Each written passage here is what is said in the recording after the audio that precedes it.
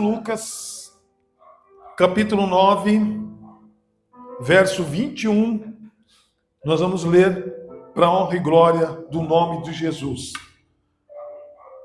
O tema da mensagem desta manhã é Cristo e a cruz. Cristo e a cruz. Podemos ler? Diz assim: então Jesus preveniu veemente e ordenou que a ninguém revelassem esse fato. E acrescentou que é necessário que o Filho do Homem passe por muitos sofrimentos e venha a ser rejeitado pelos líderes religiosos, pelos chefes dos sacerdotes e pelos mestres da lei, seja assassinado e ao terceiro dia ressuscite. E Jesus proclamava às multidões: se alguém deseja seguir-me, negue-se a si mesmo, tome a sua cruz, dia após dia, e caminhe após mim. Pois quem quiser salvar a sua vida, a perderá. Mas quem perder a sua vida por minha causa, esse a salvará. Porquanto, de que adianta o ser humano ganhar o mundo inteiro, mas perder-se ou destruir a si mesmo? Se alguém se envergonhar de mim e das minhas palavras, o Filho do Homem igualmente se envergonhará. O Filho do Homem se envergonhará dele quando voltar em sua glória sob as honrarias do Pai e dos santos anjos. Com certeza vos asseguro que alguns que aqui se encontram, de modo algum, passarão pela morte antes de verem o reino de Deus. Amém? Oremos. Pai, em nome de Jesus, obrigado por esta palavra nesta manhã. Obrigado, Deus, por poder falar aos nossos entendimentos, aos nossos corações. E agora abençoa a ministração. Espírito Santo, seja a minha boca. Espírito Santo, seja meus olhos. Espírito Santo, seja o meu tudo. Eu preciso, nesta manhã, que tu venhas falar com cada um dos teus filhos.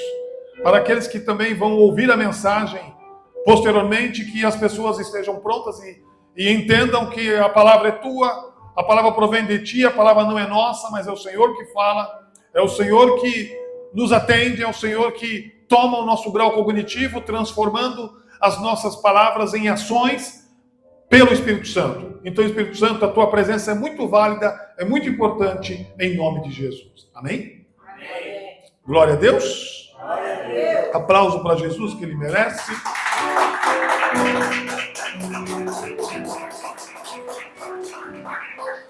Nós havíamos dito que nós iríamos falar sobre Jesus e a cruz. Jesus e a cruz. Se nós pararmos um pouquinho e fizermos uma análise, nós vamos entender que o que é a cruz? Existiram várias formas de cruz. Cruz em T, em formato de T, cruz em formato de mais e cruz em formato de X, que é a cruz de Santo André. Porém, quando nós olhamos para Jesus, ele está prevendo o que vai acontecer com ele. Então ele deixa uma advertência, um alerta para os discípulos. Porque, obviamente, os discípulos estavam com Jesus e eles estavam cientes que eu tenho alguém que é muito importante para a minha vida, eu tenho alguém que faz tudo o que nós precisamos, porque ter Jesus e andar com Jesus eram algo tudo de bom, ou algo bom. Por que algo bom? No aspecto de você necessitar de que ele te abençoasse, você necessitasse, se ele te curasse, ele estava ali pronto. Então, Jesus trouxe o quê? Lealdade, liberdade e fraternidade para o povo que há 2000 anos o acompanhou. Só que agora aqui ele faz uma advertência, uma prevenção. Ele diz assim, olha aqui no versículo de número 21. Então Jesus preveniu veemente e ordenou que a ninguém revelasse esse fato. Em outras versões está: não conte a ninguém o que eu vou falar. Não conte a ninguém o que eu vou fazer. Antes de nós entrar nesse ponto de não ser revelado a ninguém, Jesus pergunta aos discípulos, especificamente a Pedro: quem vocês acham que eu sou? Esse sou vem do verbo ser. É muito importante nós frisar isso. Do verbo ser. Que quer dizer que Jesus é alguma coisa, mas nesse ser de qualidade, nesse ser de característica. Pedro responde assim para Jesus quando ele pergunta: tu és o Cristo, filho do Deus vivo. Como ele entendeu, como ele compreendeu que Jesus é filho do Deus vivo? Porque até aquele momento, ele respondeu porque ele andou com Jesus. Ele viu o que Jesus fazia. Ele entendia o que Jesus estava executando. Só que agora, Jesus está fazendo uma previsão e, ao mesmo tempo, uma advertência do que vai acontecer com ele. Quem está ouvindo? Amém. Então, se ele está fazendo uma advertência e uma prevenção, automaticamente o que os discípulos ficaram? Com medo, atônito. Vamos continuar. Ele fala assim, no versículo 22, é necessário que o Filho do Homem passe por muitos sofrimentos e venha a ser rejeitado pelos líderes religiosos, pelos chefes dos sacerdotes, pelos mestres da lei, e seja assassinado ao terceiro dia e ressuscite. Alguém disse isso? Isaías, profeta Isaías, capítulo 53, fala que ele seria rejeitado dentre todos os homens. Então ele está alertando que uma profecia da época de Isaías iria se cumprir. E Jesus sempre usava a Bíblia na parte de Isaías. Quando ele entra no templo, ele abre em Isaías 61 e ele fala a respeito de Isaías.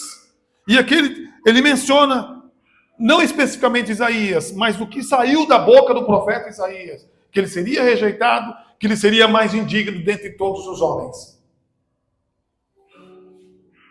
Prosseguimos. Aí o versículo 23. Jesus proclamava às multidões: se alguém deseja seguir-me, negue-se a si mesmo, tome a sua cruz, dia após dia, e caminhe. Quem quiser seguir a Jesus, ele está dando um alerta, vai ter que ter renúncia. O que é renúncia? O que é renúncia? É nós abandonarmos algumas coisas que nós gostamos. Então Jesus está passando para eles o seguinte: vocês têm que deixar de lado algo que vocês gostam se vocês querem me seguir. Quer caminhar comigo? Dia após dia? Então carregue a cruz. O que é a cruz? Aqui falando, a cruz significa sofrimento. A cruz significa lutas. A cruz significa passar por um processo na vida que muitas das vezes são inaceitáveis, que muitas das vezes são nós não queremos engolir, porque às vezes eu não posso passar pelo processo, mas fulano, beltrano e ciclano pode.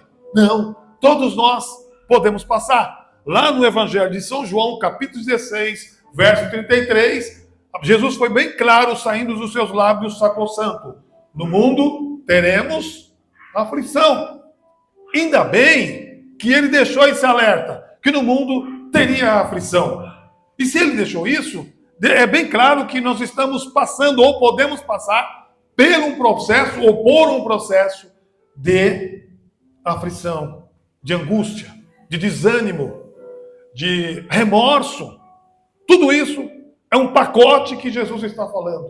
É um combo que Jesus está falando, que muita gente não quer.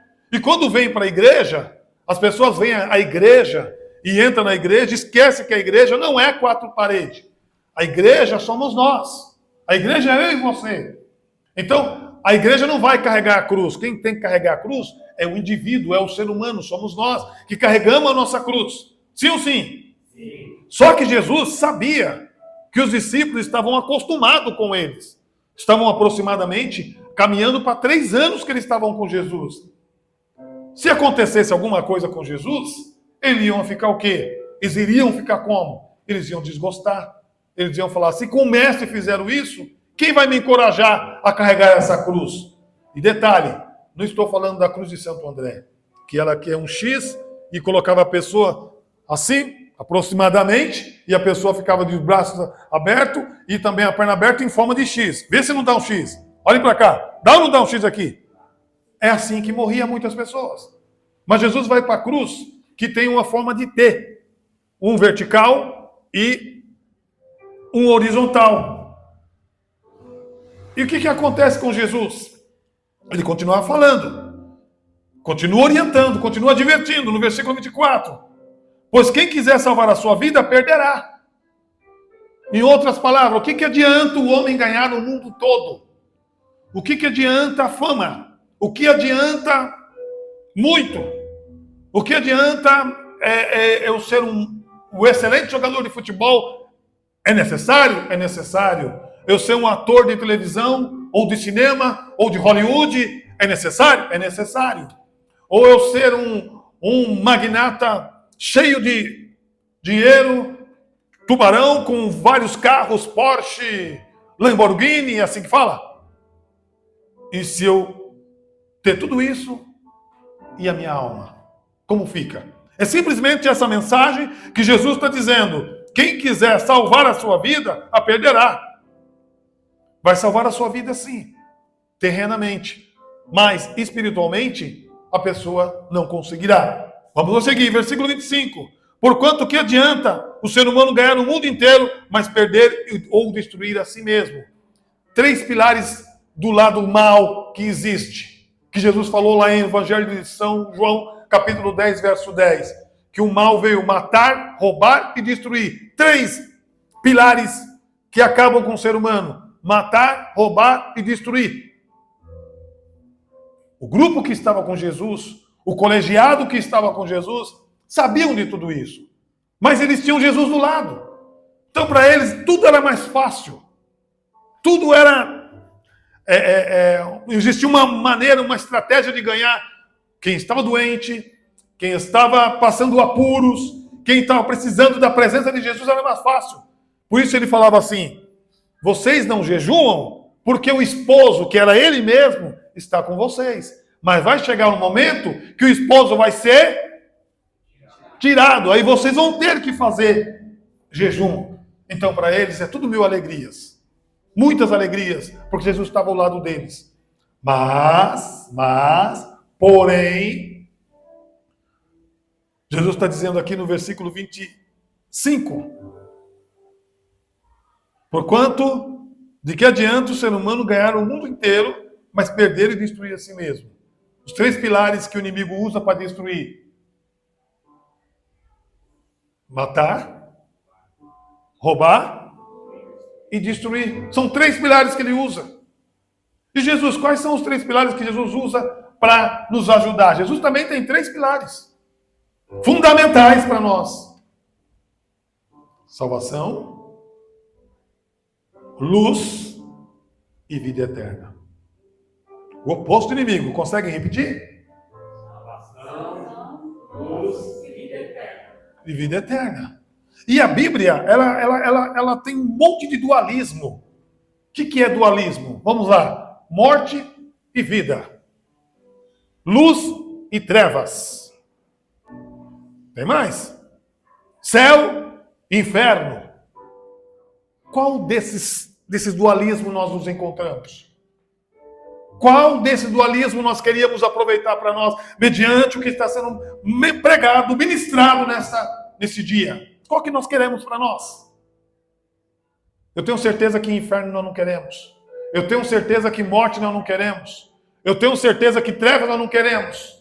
E os discípulos estavam cientes de que alguma coisa iria acontecer com eles. E com certeza eles almejavam, eles queriam os céus. Eles não queriam trevas. Eles não queriam o lado obscuro. Eles não queriam morte. Eles não queriam destruição. Por que nós estamos aqui? Porque nós estamos aqui porque estamos cientes que Jesus vai cuidar da nossa alma. Da nossa alma. Ele cuida da nossa vida? Cuida da nossa vida, sim. Jesus falou assim, que ele veio dar vida e vida com abundância. Fartura. A ponto de nós estendermos as nossas mãos e dizermos assim: fruto, eu quero você na minha mão. O fruto vem. Carro, eu quero esse carro. O Robinho olha para o carro, eu quero esse carro aqui para me dirigir. Isso vai acontecer. Porém, não chegou ainda. Estão ouvindo, Luzinira?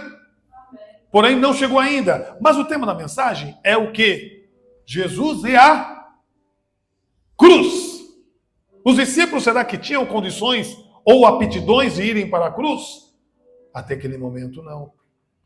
Mas eles foram testemunhas de um ocular de Jesus. Então eles sabiam que Jesus podia prepará-los para ir para a cruz. Não como Jesus, mas eles sabiam. Vamos aqui discorrer ainda no versículo 26. Se alguém envergonhar de mim, das minhas palavras, o Filho do Homem igualmente envergonhará dele, quando voltar em sua glória, sob honrarias dos pais dos vossos céus. Se alguém envergonhar, o que é envergonhar? O que é envergonhar? O que é envergonhar? No aspecto de falar de Jesus, eu estou compartilhando o seguinte: às vezes a pessoa se diz que é cristão e nega as suas origens cristãs. É cristão dentro de quatro paredes, mas quando sai de dentro da igreja, não é cristão. Se transforma, muda. Jesus está dizendo simplesmente isso: aquele que envergonhar de mim, eu vou envergonhar dele, mas na vida dele. É muito triste. E Jesus falou outra coisa interessante. Vamos achar um versículo aqui, que ele fala sobre o Filho do Homem. Olha o versículo 22. Vamos voltar um pouquinho no versículo 22. Pois é necessário que o Filho do Homem passe por muito sofrimento. Filho do Homem. O que Jesus quis dizer com isso? Quando ele queria dizer alguma coisa bem... se referindo ao Pai Celestial, ele usava o que o profeta Daniel falava. Filho do homem, ele está dizendo, se referindo ao profeta Daniel. Ele usou muito lá no Daniel, filho do homem. E aqui ele usa filho do homem. Em outras passagens, ele usa também filho do homem. Por que filho do homem? Porque ele está se referindo ao seu próprio Pai. Ele está se referindo àquele que o enviou. Deus enviou o seu Filho unigênito, filho, para que todo aquele que não lhe crê não pereça, mas tenha a vida eterna. O que é uma vida eterna? Uma vida de prosperidade, uma vida de fartura, uma vida diferente em nome do Senhor Jesus. Amém? Tem outro ponto aqui que chama muita atenção, detalhes que nós vemos no texto, preste bem atenção. Versículo 22 ainda, que ele seria rejeitado por líderes religiosos, pelo servo do sacerdote, e ele seria assassinado, e ao terceiro dia ele ia reviver. Ou seja, ele ia voltar à vida. Então não adianta ninguém querer apagar a luz que Jesus tem. A Bíblia fala em Salmos 84, vocês vão ver, sempre vou repetir esse versículo, que Deus é como um sol. Quando acontece eclipse, muitas vezes, ou a lua entra na frente do sol, ou a terra faz com que ela muda, e o sol... Mas alguém consegue apagar o brilho que o sol tem? Alguém consegue apagar o brilho que o sol... Assim, nós também temos que ser na presença do Senhor. Ninguém consegue apagar o brilho que tem em cada cristão que serve a Jesus. Só que o cristão precisa entender, absorver o que é a cruz. E por quê e para que Jesus foi para a cruz? Ele foi simplesmente para a cruz para nos dar a vida. Então hoje nós vamos participar do corpo e do sangue de Jesus. O que vai nos trazer em memória? A crucificação de Cristo. Independente de qual formato era a cruz, cruz em T, cruz em S, cruz em X, o importante é que Jesus foi para a cruz e morreu por nossos pecados, morreu pelo pecado da humanidade, e ninguém, Jair, ninguém, Adriana, ninguém, Sileide, daria a vida como Jesus deu. Nós estamos aqui e tem inúmeras igrejas porque Jesus deu a vida. Seja igreja católica, seja igreja protestante, seja igrejas históricas que nós temos por aí, todas elas têm o Cristo como referência, porque ele deu a vida. Pode ver que todos param e e analisam o que aconteceu com Jesus e por que ele morreu, simplesmente para nos dar a vida. Por isso que nós vamos participar do corpo e do sangue de Jesus. O que isso tem a ver comigo? Por que eu tenho que participar disso? Qual a necessidade de eu participar do corpo e do sangue de Jesus? Você está trazendo em memória o que aconteceu com ele. Aí a pessoa que participa, ela se sente revigorada, ela se sente mais forte. Para quem não entendeu ainda, começa a perceber a dificuldade se você fica uma ceia, ou você fica duas, ou você fica três sem participar. Você não é a mesma coisa. Porque a ceia tem uma essência muito grande e que nós, às vezes, não entendemos. Ela serve para nos fortalecer, ela serve para nos dar mais ânimo, mais coragem, ela serve para fazer nós não sermos mais crente. Não existe ser mais crente. Existe processo do crente chegar à maturidade cristã. O que é chegar à maturidade cristã? Paulo fala assim, há crente que precisa de leite, há outros tipos de crente que precisa de feijoada.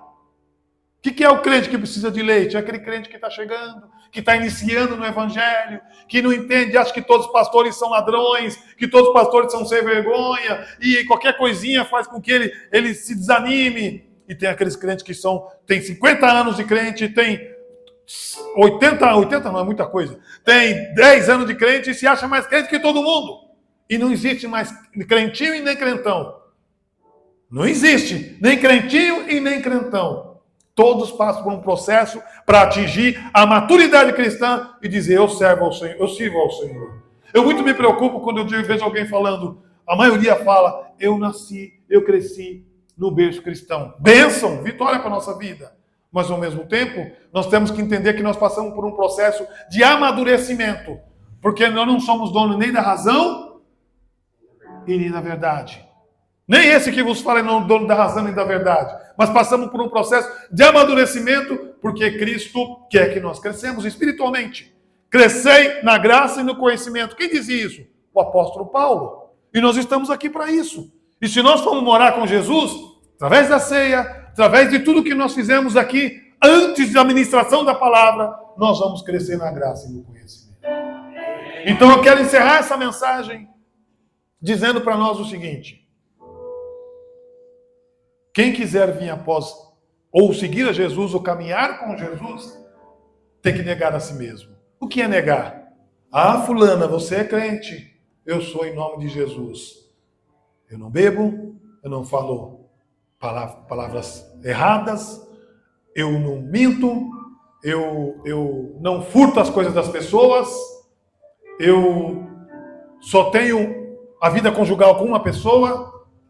Eu sou direita diante do Senhor. Eu sou direito diante do Senhor. Isso é não negar a si mesmo. Negar a si mesmo. A pessoa recebe uma ligação. Alô? Ô Robinho, você está aí? E o Robinho está lá. Não, o Robinho não chegou. E o Robinho está lá. O que é isso? Mentira. A Bíblia diz assim que o pai da mentira é o diabo. E quando a pessoa mente, ela também está negando Jesus. Evangelho de São João 8,32. Se verdadeiramente eu vos libertar, vós sereis.